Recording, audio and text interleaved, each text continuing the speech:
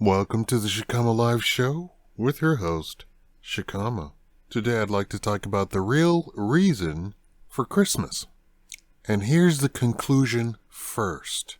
Everyone should celebrate something at the end of the year. You can call it Christmas. You can call it Pop-Tart celebration. And here's why, and I'm going to tell you why. And I'm going to tell you the whole reason behind all of this. And by the end of this video, you are going to agree with me. There's a vast confusion about the holiday we know as Christmas. A lot of people are confused about its origin. A lot of Christians wrongly believe it's the celebration of the birth of Christ of Nazareth. Others think it's a marketing scheme to get you to buy stuff for women. Still others think it's a religious holiday. All of those reasons are wrong. Technically wrong. Christians. Christ was born in the summer. The Catholic Church, in an effort to gain converts of the pagans, agreed to adopt all of their observances and holidays. The pagans, for their part, were extremely smart, and I'll get to that later. Atheists rail against Christmas as some super Christian observance, but they ignore the fact that several human religions, including minor ones, all observe something late December, including pagans, Wiccans, Druids.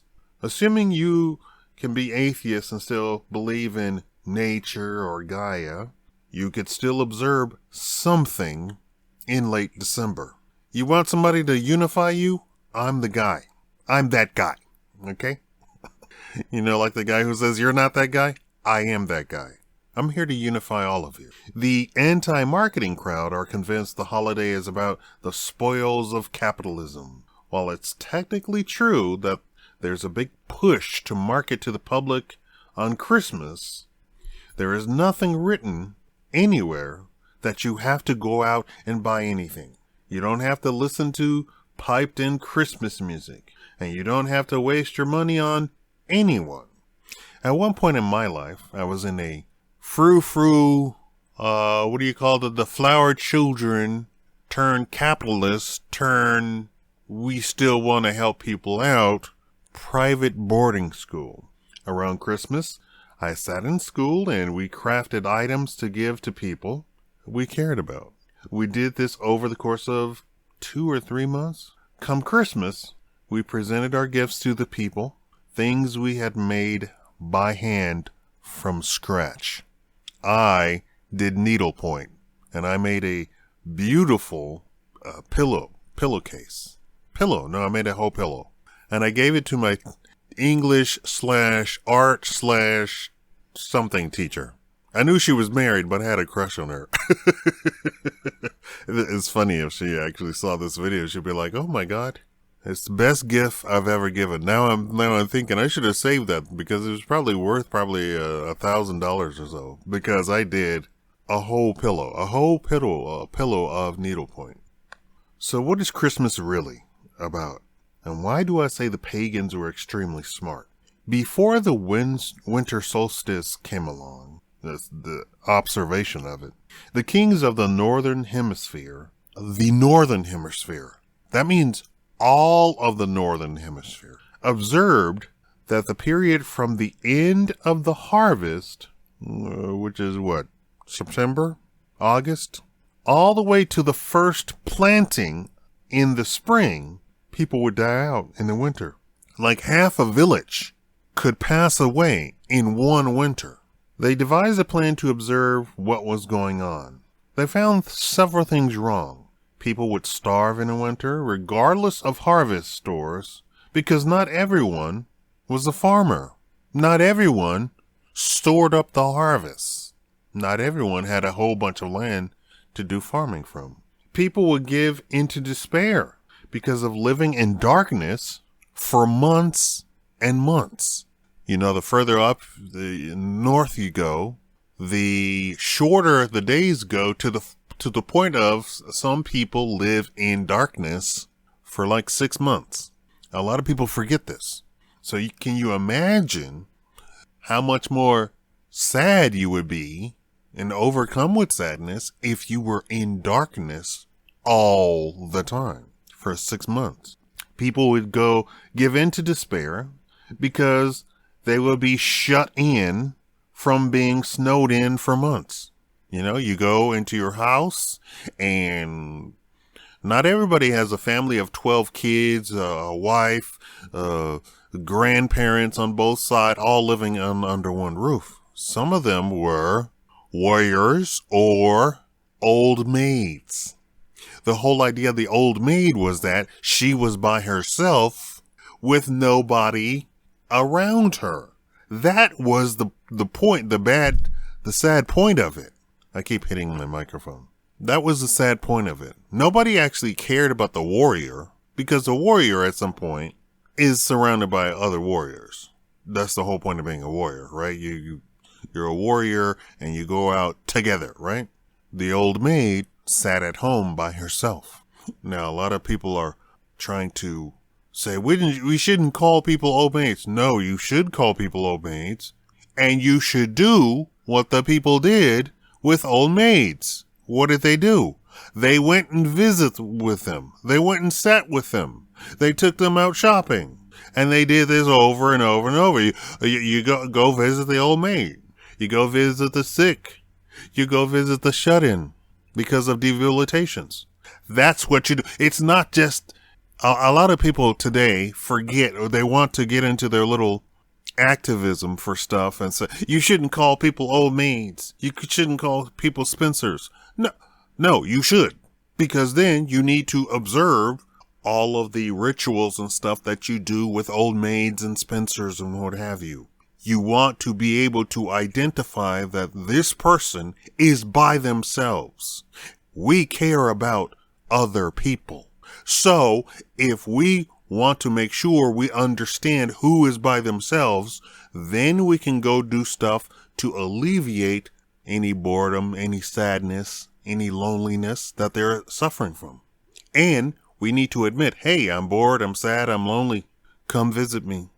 When I first moved here to Las Vegas, I had a place, and I had just come from my whole lifestyle, of growing up how I did. And so I sat a table by my window, my front window, and I always kept the blinds partially open, and I set the table with crystal and china and silverware, complete place. I mean, it looked like something out of a magazine, and I kept the kitchen clean because you could see through the window to the kitchen, from the dining room to the kitchen, and that's how I kept it, in hopes that somebody would be like, oh, that's lovely, I'd love to go visit that person. Nobody ever visited. I lived there for 3 years.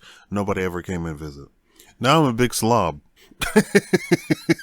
I would cook from scratch, clean up, and by the time I left for the next day, my entire house was clean, all in the hopes that somebody would come and visit, and I would always be prepared. Because my grandparents on both sides taught me that. That's how I was raised. You should always be prepared for somebody to come. So now the Northern Kings came up with several celebrations from the end of the harvest to the first planting.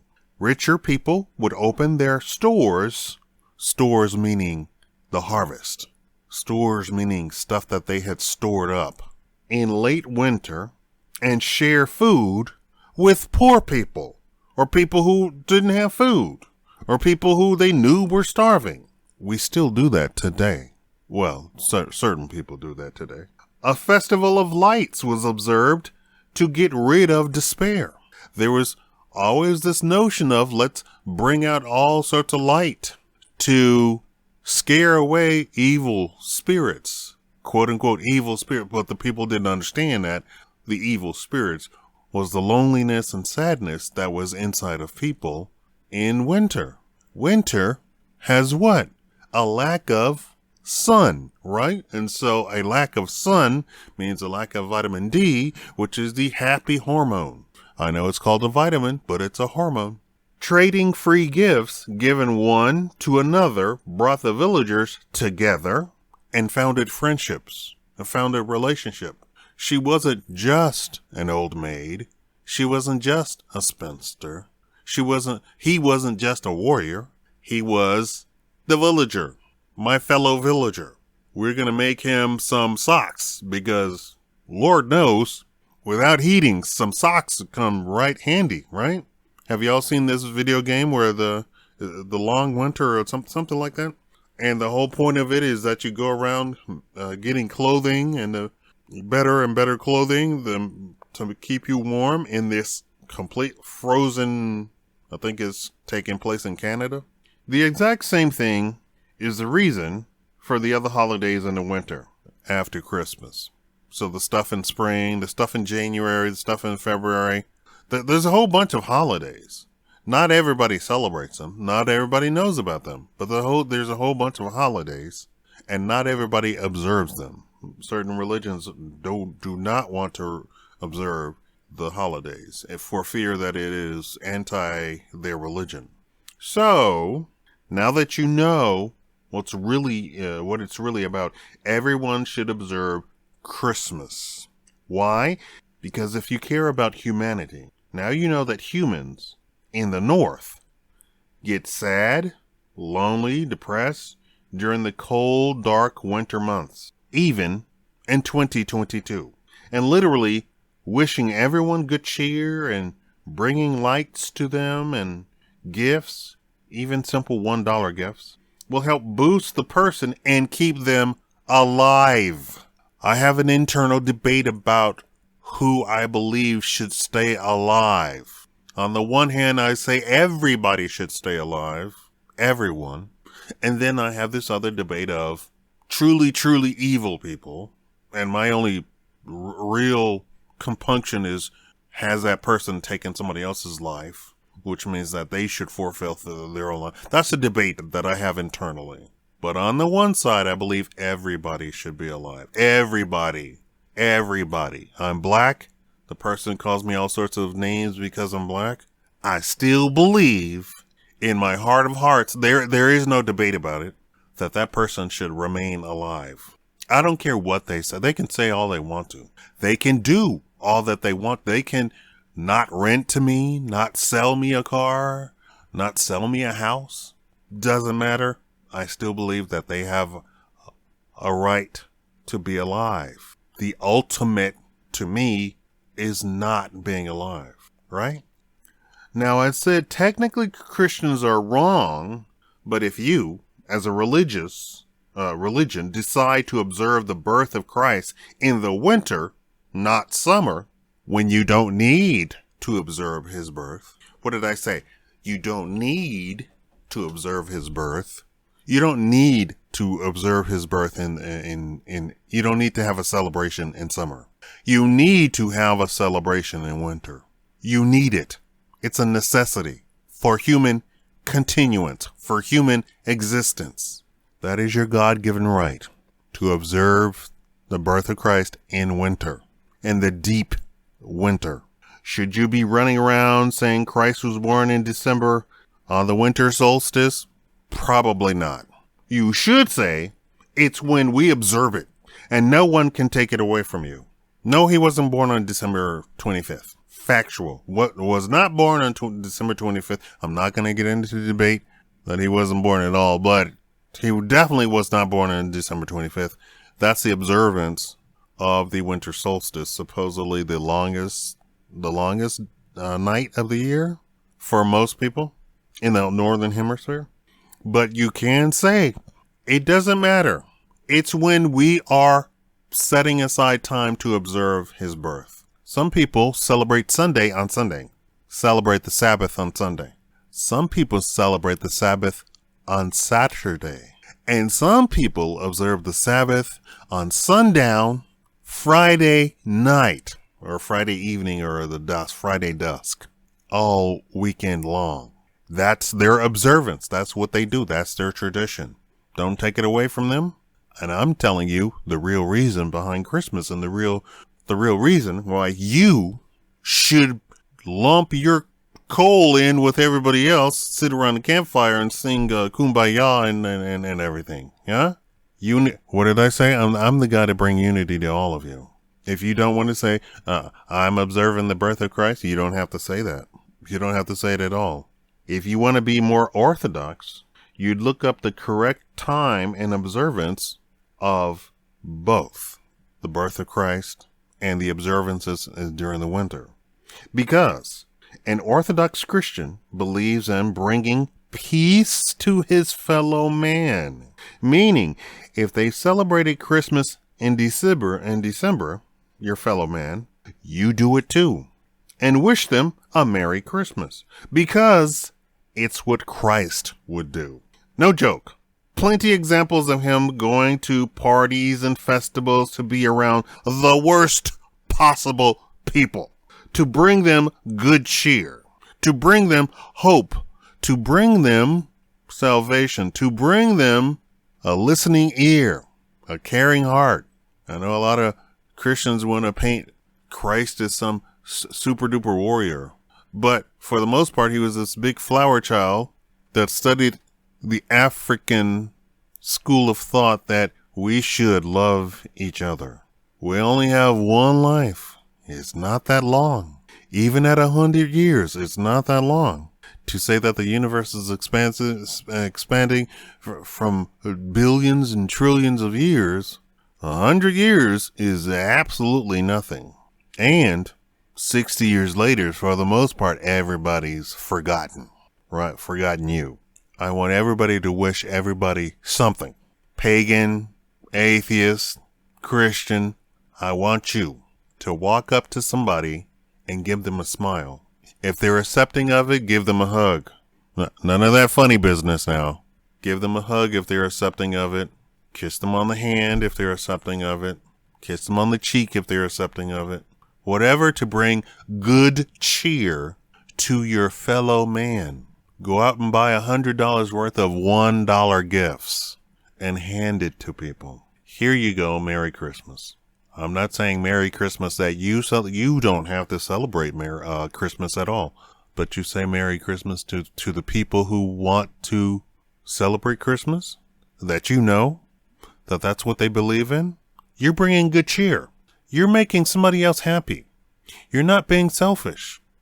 You are being caring about your fellow man. You have no idea what they could be going through. You have no idea what thoughts they are having. Oh, all of my family has passed away. This is a horrible Christmas. This is a horrible time of year. You have no idea. You have no idea what your smile and your wishing them good cheer could do. I say do that because I want everybody to live. I want everybody to live. I want everybody to be happy. And if we spread happiness, who knows what we could accomplish if everybody was quote unquote happy, content. Can we just make it to content? Not happy, just content. They have food on the table. You know, the United States could feed the entire world. The United States could feed the entire world by itself. That's all of the other continents. The United States could feed the entire world by itself. Could we just get to making each other content? I don't care about your activism. I don't care about your whatever you believe people should say to you, or you say what makes them happy. That's the whole point of this entire video. You say what somebody else would like to hear. There's way too much selfishness in the world. Way too much. You come out of your own selfishness as I want to be treated like this and I want people to say this to me. What do other people want to be said, to have said to them? Merry Christmas? Happy Ramadan? Happy, I don't know what the Jewish thing is. Happy whatever that is? Merry whatever that is? Happy Yarmulke? I have no idea. No clue. But you come out of yourself and you wish them. You think about your fellow man first. This is the only time of year I'm saying this. All the other times of the year, I say, think about yourself first. Shakaama says, think about yourself first, and you'll be okay. This time of year, I'm saying, think about your fellow man first. One day, just one day, you have 364 days to think about yourself. And think about yourself in the right way. This day, I'm saying, think about your fellow man. Thank you all so much. Merry Christmas. Happy whatever. I love you all.